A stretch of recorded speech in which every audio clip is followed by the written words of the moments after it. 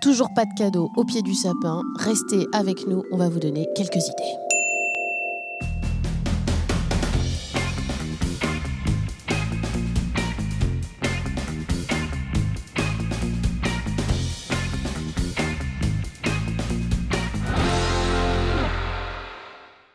Bonjour à tous, soyez les bienvenus dans Sur Place, l'émission qui se déplace au gré de l'actualité. Alors vous comme nous, en ce moment, vous avez ça en tête, il faut faire les achats de Noël, que ce soit pour les cadeaux ou encore pour les réveillons, il faut aller faire les courses. Alors comment fait-on? Est-ce qu'on va sur Internet? Est-ce qu'on va dans les supermarchés?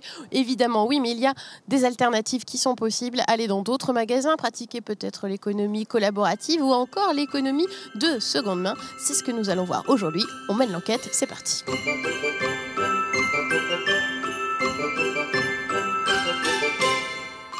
Alors Jacques, on a une question un peu indiscrète à vous poser. On veut savoir comment vous faites vos achats de Noël. Est-ce que vous allez dans les magasins, sur Internet? C'est quoi vos habitudes? Alors déjà, Internet rend déjà un grand service, mais je pense qu'on ne peut pas se passer des magasins. Il y a trop de nostalgie si on n'y rentre pas. Et pour les achats, eh bien, déjà, aller sur le net, ça nous permet d'avoir une petite idée. Puis après, on recherche le produit dans le magasin.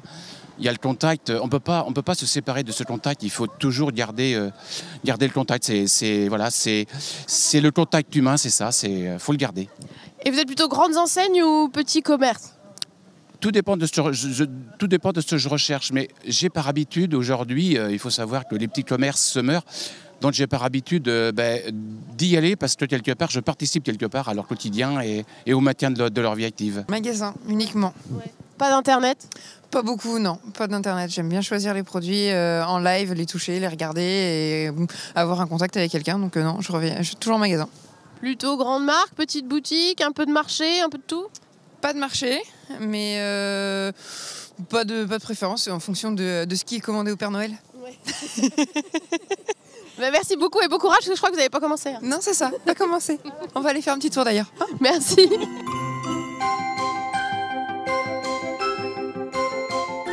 Moi, je vais plutôt dans les boutiques de créateurs et en librairie. Donc pas les grandes enseignes, au contraire? Non, que les librairies indépendantes et les magasins de créateurs et d'artisans locaux. Et pourquoi ce choix? Pour faire travailler plutôt des artisans et puis pas donner notre argent aux grandes enseignes. Et pour faire des cadeaux qui changent aussi? Ouais, pour faire des cadeaux un peu adaptés, des cadeaux originaux et que tout le monde n'ait pas la même écharpe. Par exemple, ça c'est Hermine Gouttelette de Limoges. Voilà, un peu de promo au passage. Et ben merci beaucoup et bonne emplettes. Merci.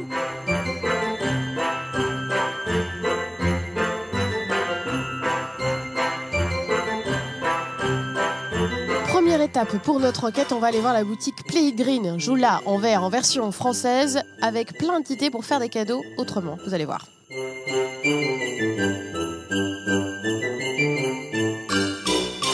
Je suis avec Isabelle Girardot, bonjour. Bonjour. Merci de nous accueillir dans votre boutique que vous avez ouverte il y a 1 an et demi, en juin 2016.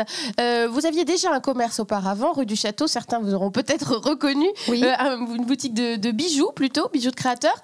Qu'est-ce qui a été le déclic pour ouvrir cette boutique-là? En fait, c'est un cheminement personnel. Déjà, une manière de consommer autrement. Le choix déjà de vêtements recyclés pour m'habiller. Et puis, des produits cosmétiques que j'avais déjà personnellement utilisés et sur lesquels j'avais vraiment vu les qualités. C'est ça qui m'a amené petit à petit à avoir l'idée de monter ce projet et d'en faire partager auprès de d'autres personnes, de faire profiter de mes petites idées. Alors, c'est vrai qu'on est dans une boutique assez complète, puisqu'à la fois, il y a des vêtements de seconde main, vous l'avez dit. Il y a aussi de la cosmétique. Donc, on est sur du bio, écolo, recyclé, c'est ça? Tout à fait. Oui, c'est les 3 mots qui définissent vraiment le magasin.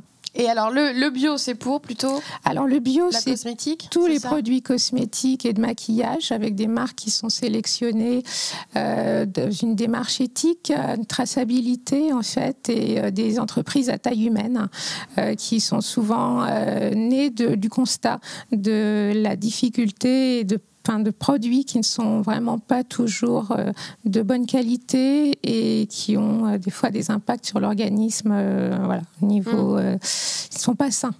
Donc, ces produits-là, ils ont vraiment des qualités, ils sont soit véganes, soit bio, avec des huiles essentielles, avec des produits qui sont faits directement dans l'entreprise.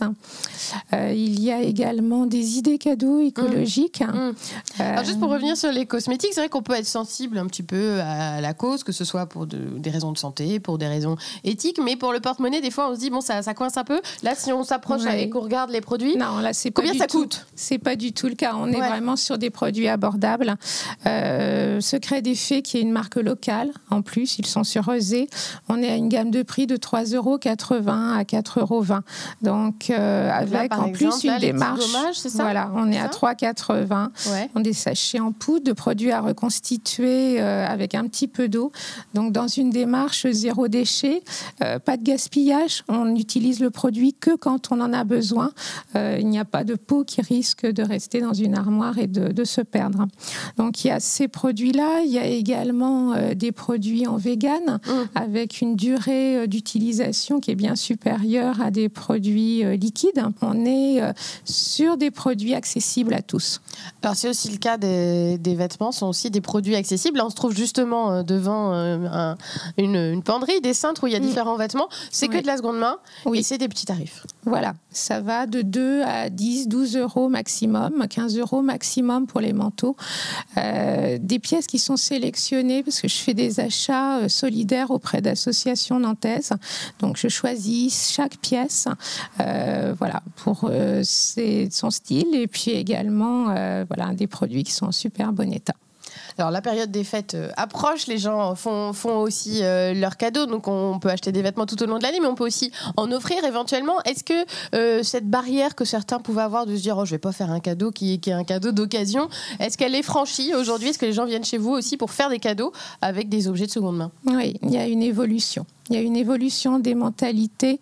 Je me rends compte qu'on a vraiment des gens qui viennent pour eux, mais également pour offrir. Il y a une mentalité qui évolue. On n'est plus dans le gaspillage, on n'est plus dans les cadeaux trop onéreux. On est vraiment dans quelque chose de plus raisonné. De plus utile aussi. Oui. Alors, un petit mot aussi, parce qu'il y a quand même d'autres idées cadeaux, des choses assez originales sur cette étagère.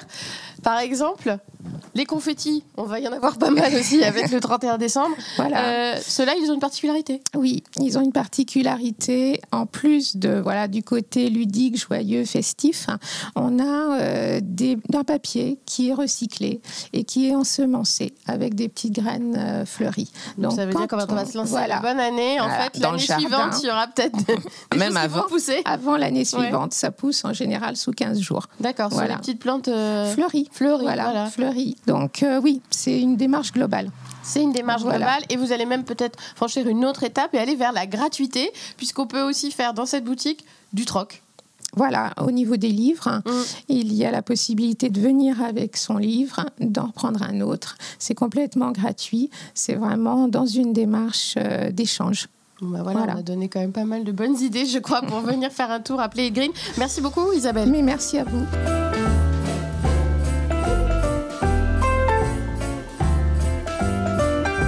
Deuxième étape de notre enquête, nous sommes à Rezé devant la pépinière créatique où se trouve Allo Voisin, une plateforme collaborative qui est aussi utile à Noël, vous allez voir.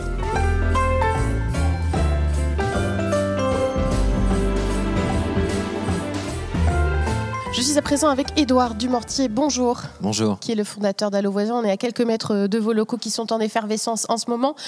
Première question, c'est quoi Allo Voisin ? Comment ça marche pour rappeler à ceux qui ne connaîtraient pas encore cette plateforme ? Alors, Allo Voisin, c'est un réseau social de location d'objets et de services à la personne entre particuliers.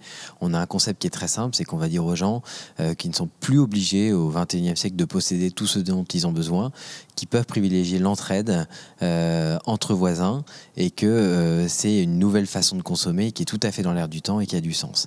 Donc Par exemple, on va dire aux gens, vous avez besoin de matériel de réception, de table, de chaises pour Noël, que vous n'avez pas, eh bien, il suffit de demander ça à vos voisins et nous, on va faire en sorte que vos voisins puissent répondre à votre besoin. Voilà, de mettre en relation les particuliers, justement, qui ont un besoin et d'autres qui ont des choses à dépanner, quoi. Absolument. Voilà. Absolument. On est dans ce qu'on appelle l'économie collaborative. On connaît bien Airbnb, Blablacar. On est dans cette économie-là. On est à fond dans l'économie collaborative. Effectivement, c'est une économie qui connaît une croissance très forte. Si on prend le cas d'Allo Voisin, on était 500 000 membres fin 2016. On va terminer l'année 2017 à 1 600 000 membres. C'est plus de 3 000 nouveaux inscrits chaque jour. Et donc, ça démontre quoi? Qu'il y a effectivement un engouement très fort de la part des Français sur cette nouvelle économie. Autre question de contexte. On est à la période de Noël. On commence à faire ses achats, à penser aussi au réveillon. Est-ce qu'on peut avoir recours aussi à Allo Voisin, l'économie collaborative, pour Noël? Absolument. On a d'ailleurs fait une enquête nationale au niveau d'Allo Voisin sur le sujet. On a 2 tiers des Français qui disent qu'ils souhaitent privilégier l'économie collaborative à l'occasion des fêtes de fin d'année. Pour 2 raisons majeures, en fait. La première raison, elle est économique, évidemment, parce que ça permet de continuer à consommer, à se faire plaisir, sans se priver, moins cher. Ça, c'est la première raison. Et la deuxième raison, c'est que c'est un mode de consommation qui prend tout son sens à l'occasion des fêtes de fin d'année. Donc, on voit aujourd'hui fleurir sur Allo Voisin une multitude de demandes à l'occasion des fêtes de fin d'année. Donc, la demande un peu star, parce qu'on fait de la location, mais aussi du service à la personne. Et la demande qu'on retrouve de plus en plus fréquemment, c'est la demande de Père Noël. Donc, on a beaucoup de gens, beaucoup de voisins en France qui postent une demande de Père Noël pour qu'un voisin vienne avec... On ne demande pas que le costume. Ah, on demande la prestation de voisin Père Noël. qui vient avec son costume de Père Noël et qui va faire la distribution de cadeaux le 24 au soir, le 25, etc. Donc ça, c'est très prisé. Et puis au-delà de ça, on a beaucoup de demandes plutôt de matériel, c'est-à-dire des tables, des chaises, des matelas d'appoint, du matériel de puériculture pour les gens qui vont accueillir de la famille, des coffres de toit pour les gens qui se déplacent et qui ont besoin de transporter des cadeaux, etc. On a aussi beaucoup de demandes de services à la personne. Par exemple, les gens qui ont de l'électroménager à faire réparer, on va avoir besoin de fours, on va avoir besoin que les machines fonctionnent, etc. Ouais, on fait une petite remise à niveau avant les fêtes. On fait des remises à niveau et dans un contexte de l'année où le budget est consacré plutôt aux fêtes de fin d'année, on est content de pouvoir répondre à son besoin de dépannage, par exemple, de manière utile, efficace et maligne. Alors par rapport au flux de demandes que vous gérez quotidiennement, là les fêtes, ça implique quand même un surcroît d'activité, ouais. vous savez remarqué ? Oui, ça implique un surcroît d'activité. Aujourd'hui, ça pèse entre 15 et 20% de notre activité sur le mois de décembre, ce qui est beaucoup. Et ce qui est intéressant, c'est de voir la progression par rapport aux années précédentes. C'est-à-dire qu'on a vraiment des chiffres qui sont en très nette augmentation par rapport aux années précédentes. Et ça démontre quoi ? Ça démontre que le réflexe de l'économie collaborative est vraiment en train de s'installer.